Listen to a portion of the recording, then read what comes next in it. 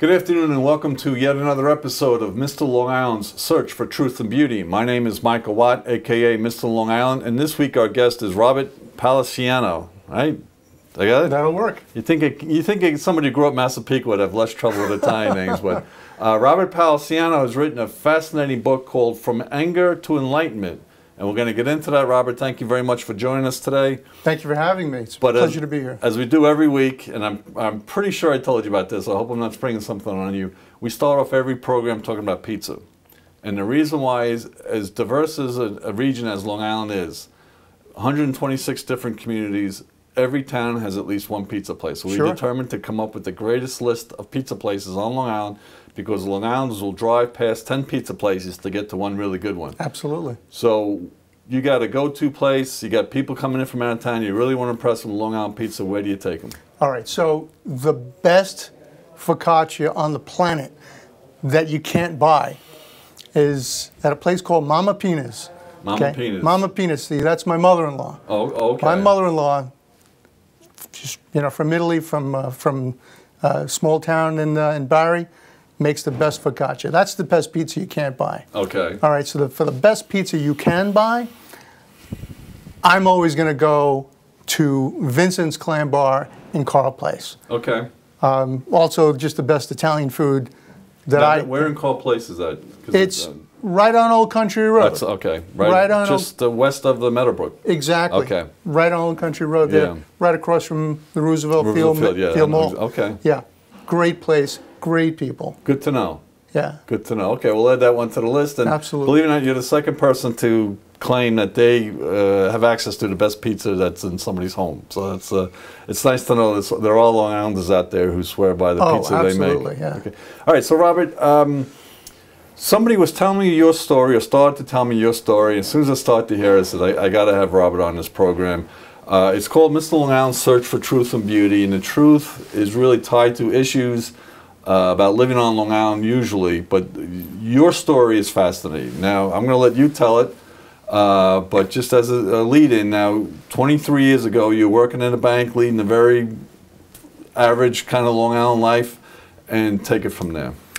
Right. So I was a manager of a bank on Long Island in Garden City Park, and doing my job, but in fact, actually, even before the incident happened, I'll tell a story. Sure. That morning, and I've done this hundreds of times, open the bank alone, pull in, park, walk in, open the first set of doors, lock those behind me. Banks have two sets of doors. And then go to open the second set of doors, and something wasn't going to let me open that door. Something was screaming at me. Something was holding my arm.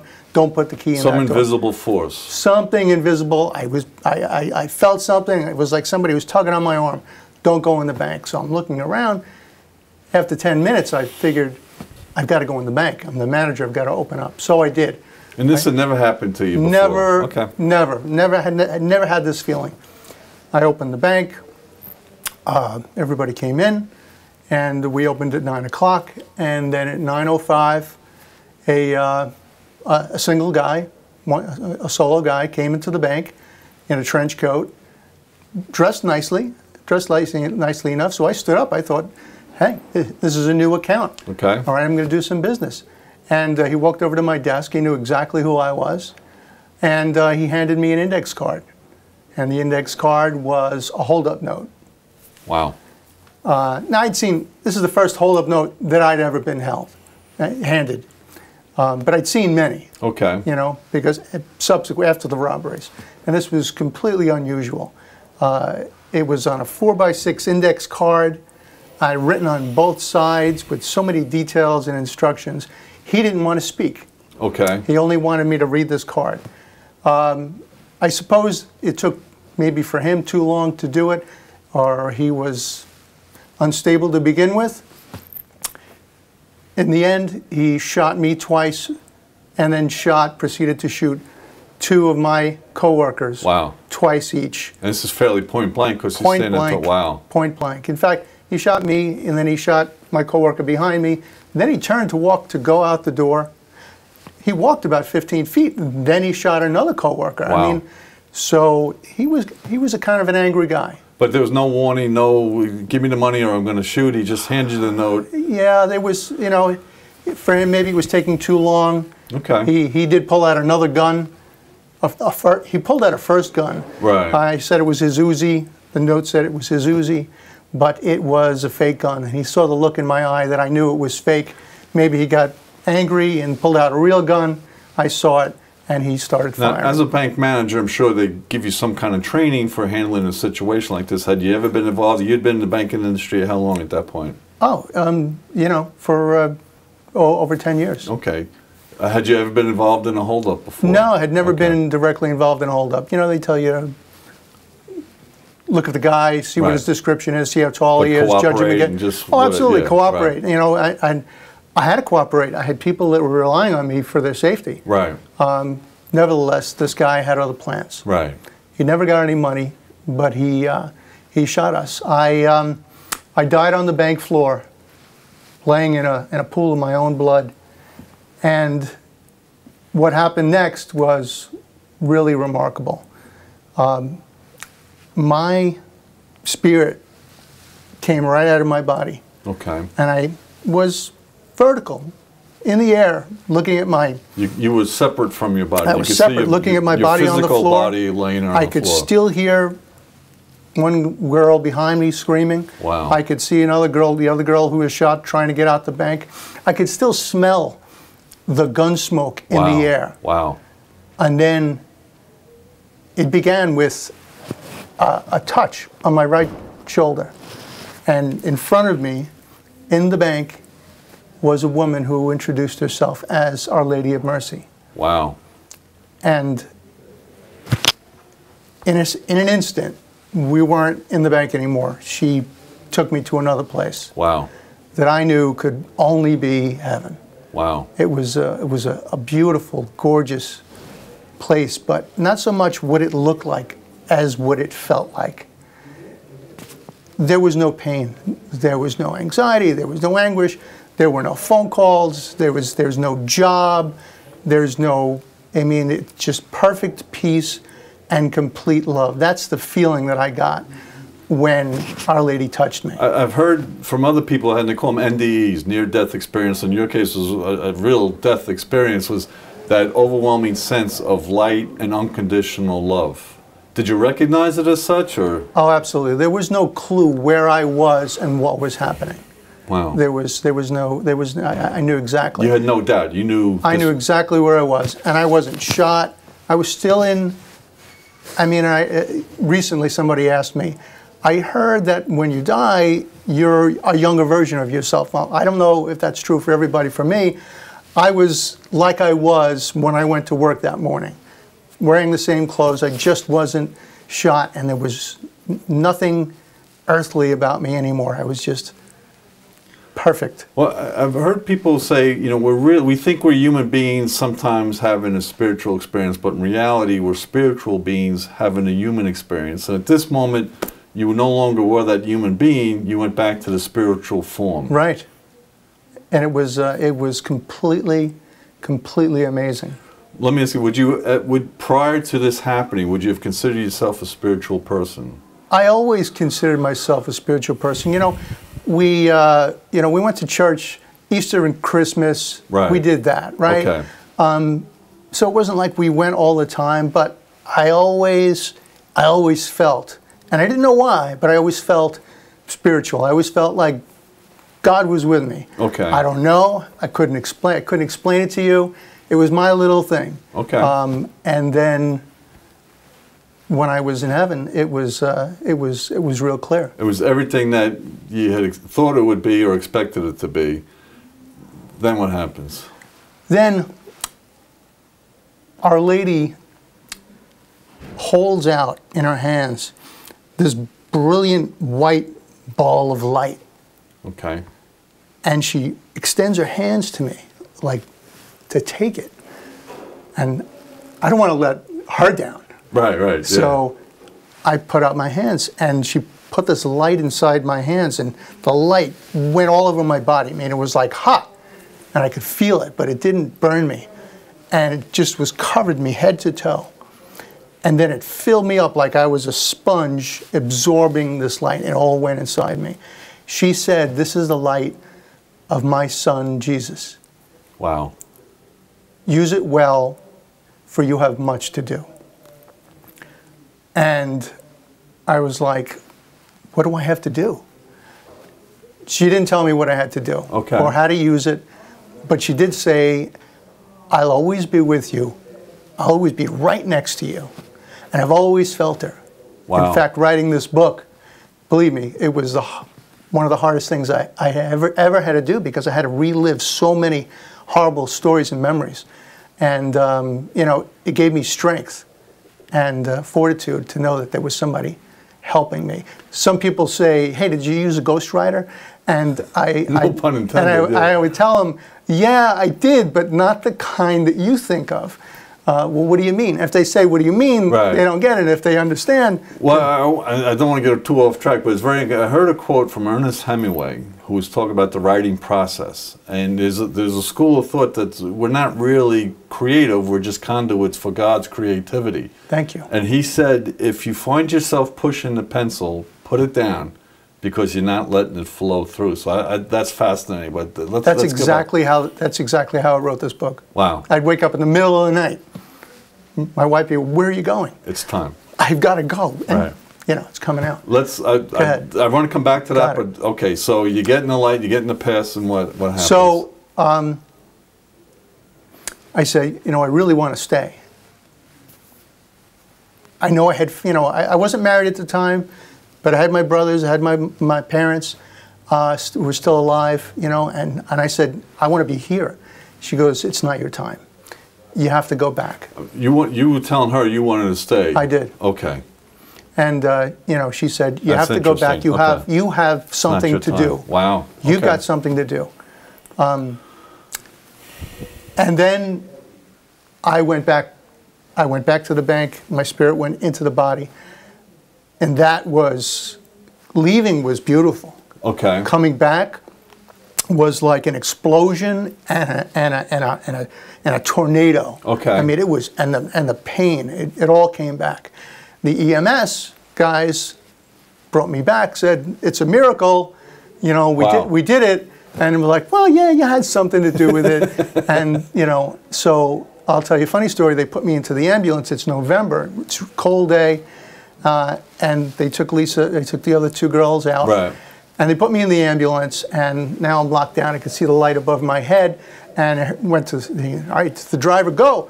And he tried to start the ambulance, and I heard click, click, click, and the light went to black, and the battery was dead. Wow. On my ambulance. Wow. So I said to the guy, "This is going to ruin my whole day." And he said, "You know, you had just died."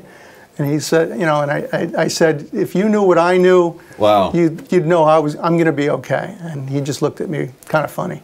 So you went from this feeling of unconditional love and warmth and peace, and now all of a sudden you're back in the body, and it's kind of like waking up.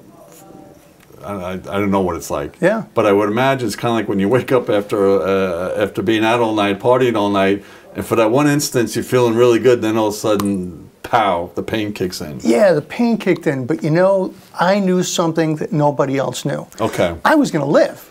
I didn't know how bad the injuries were, and they were horrible. I mean, I should never have lived at all, because you know the way the bullet tore me up, bullets tore me up. It was really bad. But I knew I was going to live.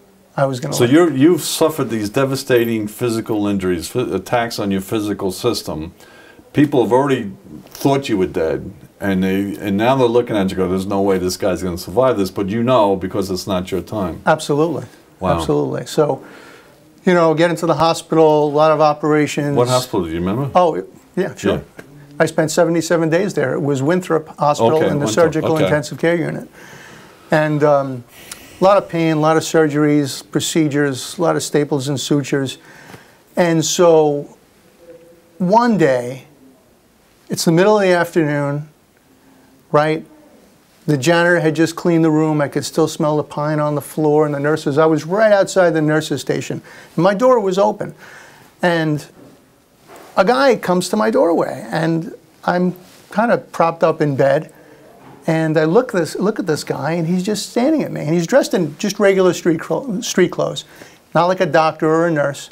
And he's just looking at me, and I'm like, more bad news. You know, what's going to happen now? He comes to the foot of my bed, and he just looks at me, and he's shaking his head like this. I'm like, please, tell me what's wrong. Right. All right? Not a word. Then he comes to the side of my bed, the right side of my bed. He leans into me like this. This young guy with long brown hair, and he says, you're not supposed to be here. Wow. He says, you were chosen for a reason. Find out what it is. Wow. He turns around. I said, okay, like I got the message. He turns around, and he walks out of the room, and he makes it right down the hallway, and I call the nurses.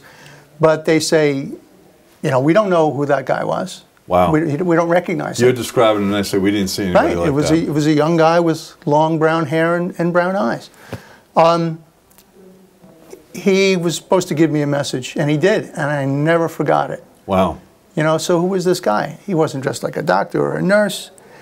He didn't come from another room. He wasn't like that family member, because he would have said, hey, I have a relative in another room, and he would have compared stories. He would have told me his name. He didn't tell me his name. So a total stranger with no business being in the hospital. Came and told me a message, didn't say anything else. You know, people like to try to one-up your story. Hey, you're pretty bad. There's somebody else even worse. You know, none of that.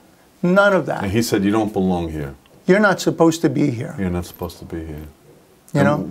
Do you think he meant you're not supposed to be still on Earth, or you're not supposed to be still in the hospital? Not supposed to be here. You were chosen for a reason. Okay. Like, okay, I'm getting a message, you know, and no, he's not. I'm not supposed to be here, but there's a reason why I'm here. Okay. Find out what it is. Find out the reason that you're here.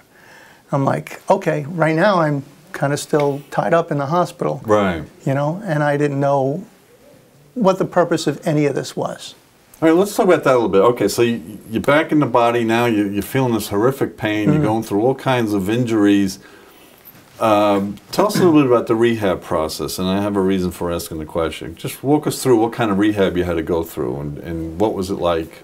The physical rehab. Well, I'd always worked out all my life, you know. So when after 77 days, when I finally left the hospital, you know, they said, you know, we'd like you to do rehab, and I chose not to. I chose to do it myself. I was a runner, lifted weights, knew a lot about physiology, biology, and, you know, herbal medicine. Always studied that on my own. So, and that's what I did. You know, it took me a week or so before I could do more than walk up and down the stairs. Then I started walking, then I started running, and I started lifting weights.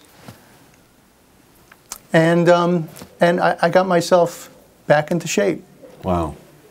Now, but you're in the hospital for like 2.5 months. Right.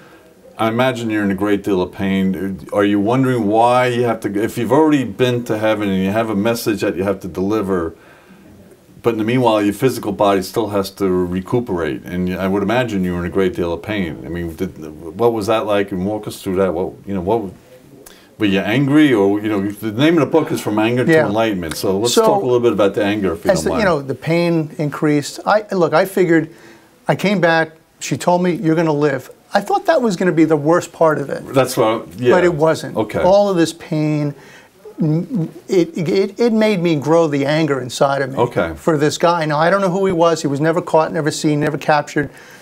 As far as I know, he's still alive. Okay. So I just call him the olive-skinned man, because that's what he looked like. Okay. And I started to hate him and hate him more. And then the nightmares and the flashbacks would come. And in addition to the physical pain, I had to deal with all of this. And I said, one day, I'm going to find this guy. And you know what I'm going to do to him, right? So you literally went from heaven to a living hell. To a living hell. And it was the pain and then the anger, which really drove me for many years. So even though you had seen heaven and you'd seen this unconditional love, you were still angry because of the pain that you were enduring and the fact that this guy got away with what he did. Got away. He shot 2 of my coworkers, who were also my friends, and he hurt a lot of people. And you know, I couldn't get past it. Okay. I couldn't, and probably there was a reason that I couldn't get past it. You know, so you know, I always pray. I always pray to Mary, and every morning I'd say, thanks for each great day. Okay. And every night I'd say, can you please stop my pain? Okay.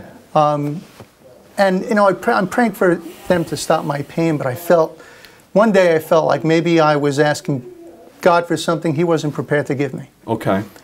I thought maybe I should be praying for something that I could use to heal myself. Now, how long after what happened, how long after did that epiphany come to you?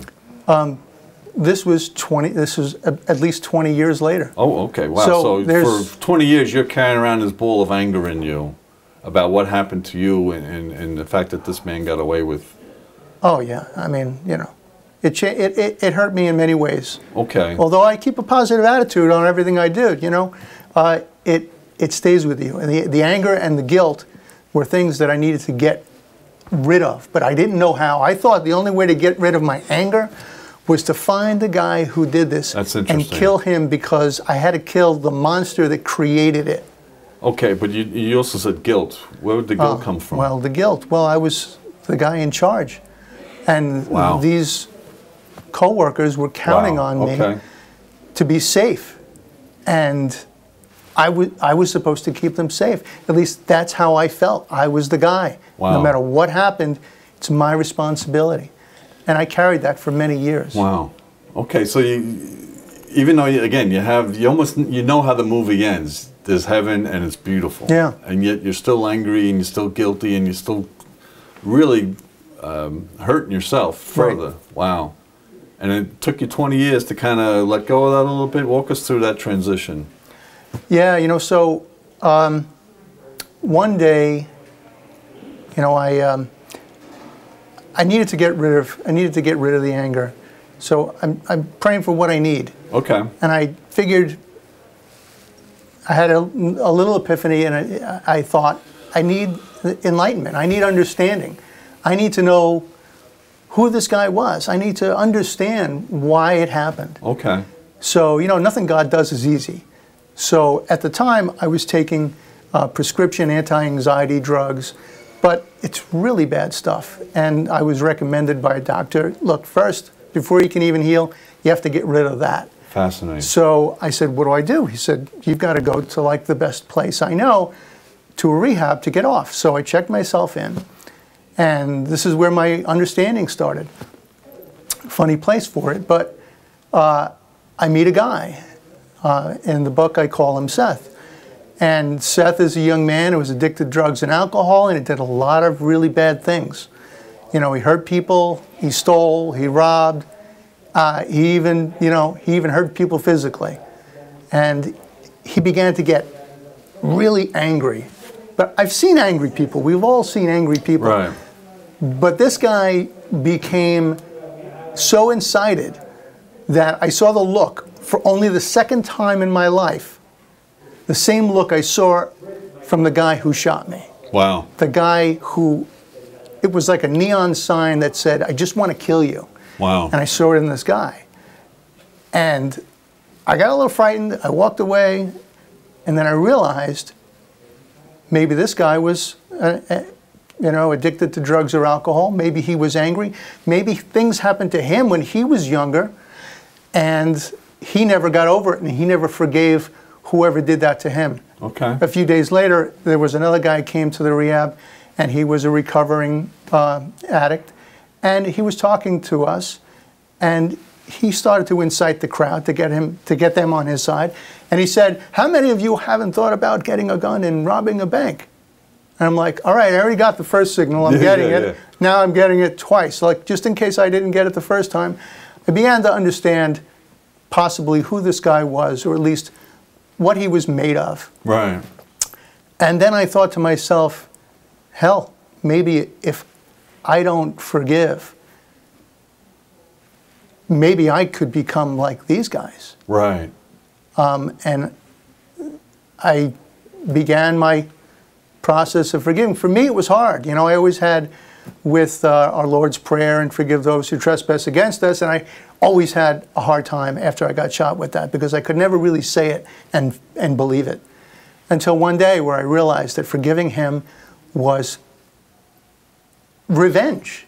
Right. Forgiving him was revenge. In fact, forgiveness is truly the greatest expression of revenge. And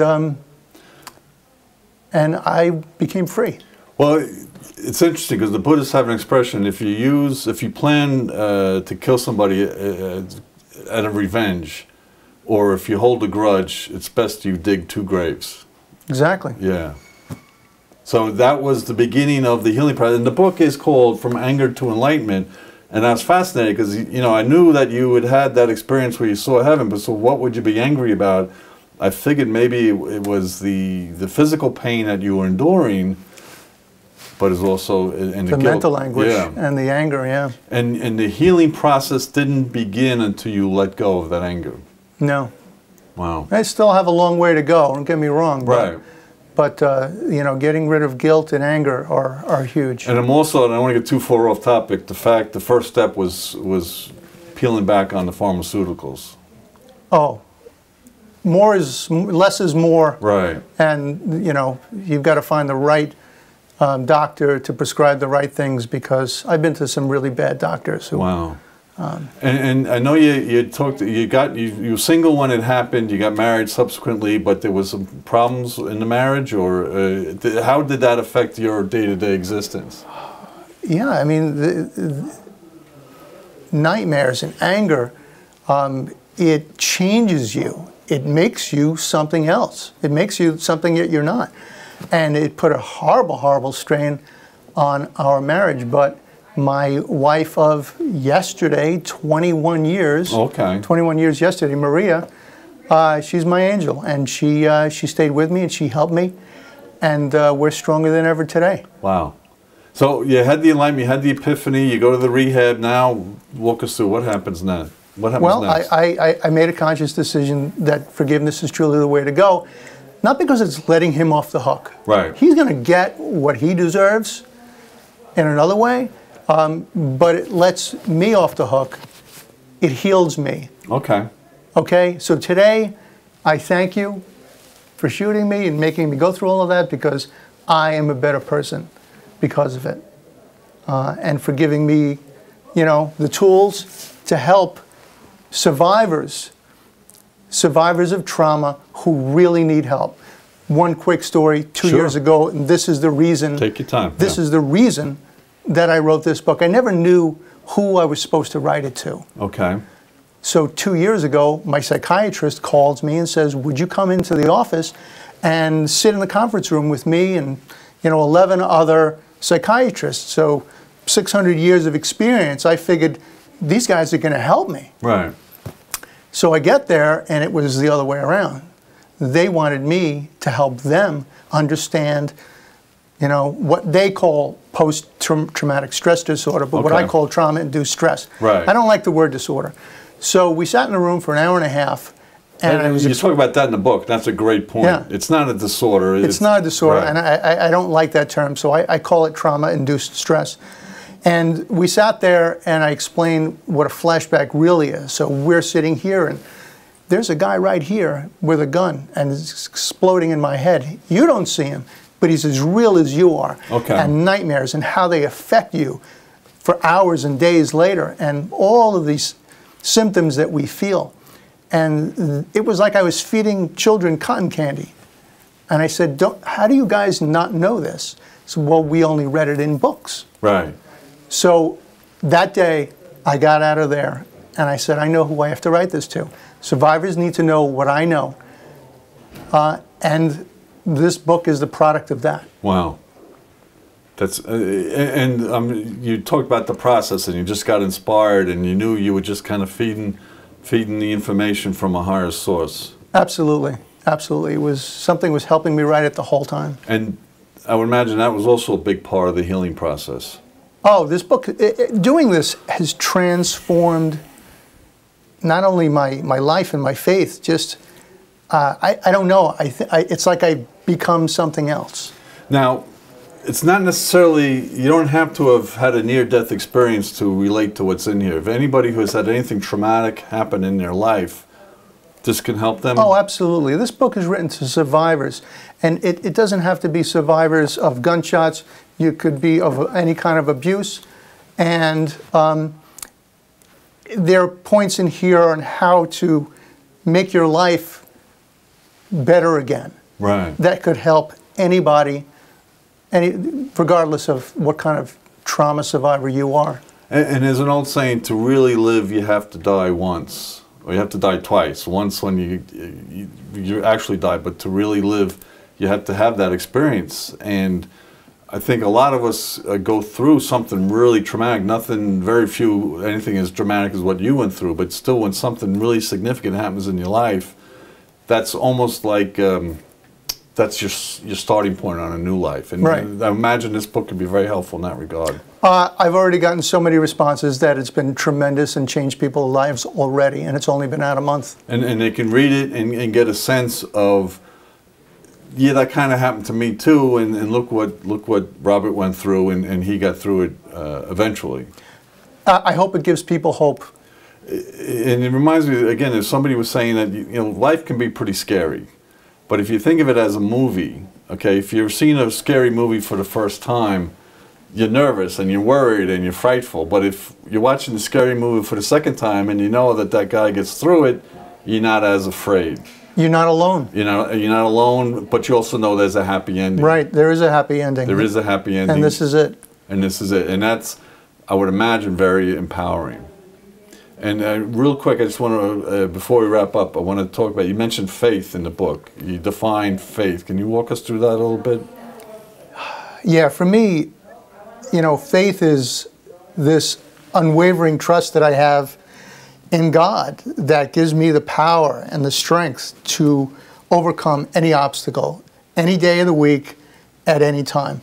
Look, I feel horrible most of the time, but there's something helping me. It's my faith. It's what got me through this. And it's something anybody can tap into. Absolutely. Yeah. You just have to jump. You know, just take a... That's where the faith comes. Faith is believing in something that you don't actually physically see. You just have to take a leap. Right. You have to get there. And you took that leap, and you've seen it. You've seen the light, and you came back, and your message is,